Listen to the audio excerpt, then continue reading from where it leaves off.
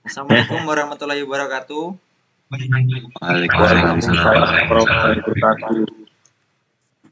Kami akan memaparkan materi yang berjudul perancangan dan pembuatan prototipe mesin pengepres hidrolik limbah plastik untuk memenuhi tugas mata kuliah dari sistem hidrolik dan pneumatik yang disusun oleh Rian Abir Rismunanda dengan NPM 2152015, Surya Nugraha 2152019, dan Bagus Sajiwo 2152052. Pendahuluan krisis sampah plastik di Indonesia. Indonesia adalah negara yang penghasil sampah terbesar kedua di dunia. Sampah plastik sangat sulit terurai secara alami, membutuhkan waktu hingga 50 tahun untuk terurai. Tanpa inovasi, masalah ini akan memburuk seiring bertambahnya populasi dan konsumsi produk plastik. Tujuan penelitian dari resum ini yang pertama mengurangi penumpukan limbah plastik di tempat pembuangan sementara. Yang kedua, mengurangi massa dan volume limbah plastik. Yang ketiga, pemanfaatan limbah atau memfasilitasi pengelolaan limbah plastik lebih lanjut. Yang keempat, solusi lokal atau menciptakan mesin pres hidrolik yang sesuai dengan kebutuhan masyarakat Indonesia.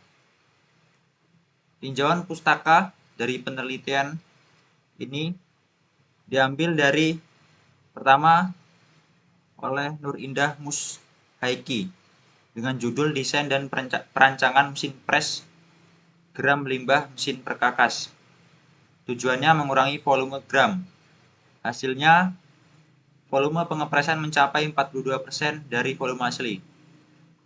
Yang kedua, tinjauan pustaka dari Krisnawati Maria Niko Siameva Uletika dengan judul Pengembangan Produk Mesin Pres Knalpot IKM Logam Purbalingga.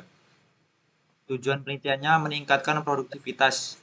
Kemudian metodenya analisa sosio-mekanika dengan hasil penelitian yaitu produktivitas lebih baik daripada yang manual. Dampak dari limbah plastik yang mulai digunakan hampir 50 tahun yang lalu kini tak terpisahkan dari hidup manusia. Diperkirakan 500 juta hingga 1 miliar kantong plastik digunakan per tahun secara global. Membutuhkan 12 juta barel minyak dan penebangan 14 juta pohon. Dampak negatifnya sangat signifikan tentunya terhadap lingkungan.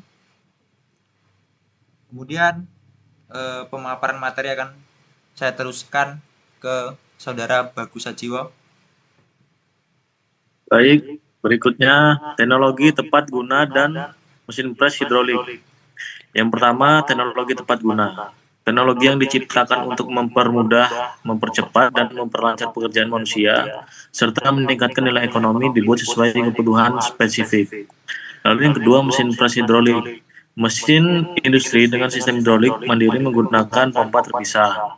Komponen utamanya adalah dongkrak, hidrolik, tabung pengepresan, plat penekan, handle, frame, dan ruang pengepresan.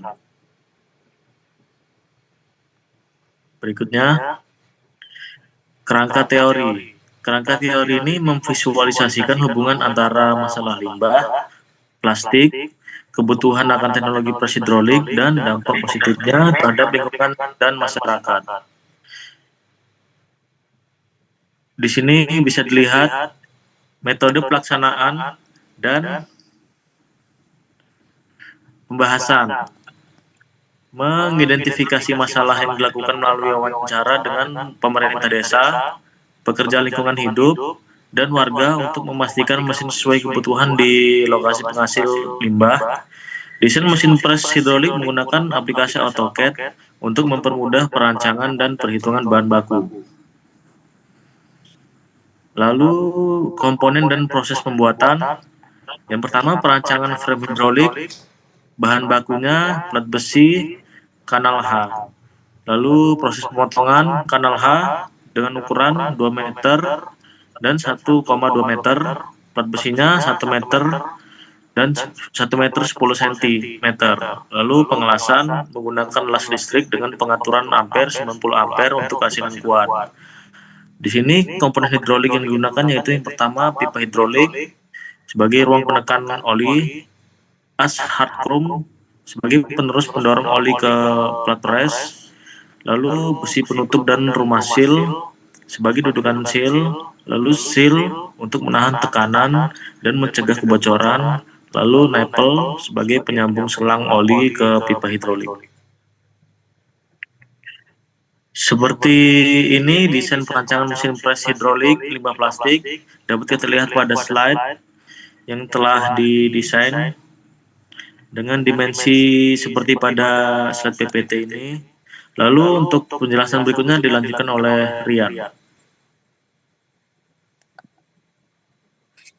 Baik, melanjutkan penjelasan PPT. Pada selanjutnya kita membahas hasil manfaat. Nah, untuk kapasitas mesin mencakup 200 PSI yang sangat cukup untuk kebutuhan skala kelurahan. Kemudian efisiensi waktu hanya membutuhkan untuk menekan 50 kg sampah. Kemudian meningkatkan kesadaran dan peran masyarakat dalam pengolahan limbah. Dan berlanjut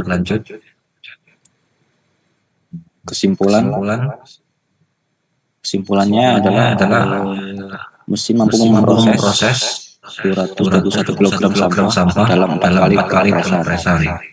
Kemudian kapasitas pengepresan kapasitas penekanan 50 kg per pengepresan dengan waktu proses membutuhkan hanya 10 menit menggunakan beban 5 kg. Mesin pres ini efektif mengurangi volume limbah plastik dari 4 meter persegi menjadi 1 meter persegi per pengepresan dengan kapasitas 50 kg dalam waktu 10 menit. Berikut adalah pertanyaan sekaligus jawaban dari hasil PPT ini.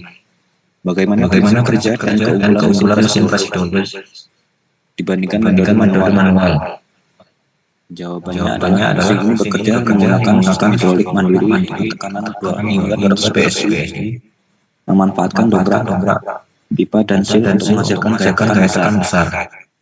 Dibandingkan metode manual, mesin ini mampu menekan 50 kg limbah dalam 10 menit, mempercepat proses pengolahan, mengurangi hingga 75%, dan mempermudah penanganan limbah rumah tangga atau kelurahan. Dampak sosial dan lingkungan dari penerapan mesin di masyarakat adalah secara sosial, mesin ini meningkatkan partisipasi masyarakat dalam pengolahan limbah serta membuka peluang edukasi dan inovasi di tingkat lokal. Lingkungan yang diuntungkan melalui berkurangnya sampah plastik secara signifikan, menjaga kebersihan dan mengurangi potensi pencemaran. Mesin ini menciptakan solusi berkelanjutan yang memberdayakan masyarakat sekaligus melindungi lingkungan. Nah, saya kembalikan ke moderator Mas Surya. Mungkin sekian video pemaparan dari kami terkait rancang bangun mesin pres hidrolik. Kami dari kelompok ingin mengucapkan mohon maaf sebesar-besarnya bila ada kesalahan. Kita akhiri pemaparan materi ini dengan lafaz alhamdulillah. Alhamdulillahirrahmanirrahim. Wassalamualaikum warahmatullahi wabarakatuh. Alhamdulillah. Waalaikumsalam warahmatullahi wabarakatuh.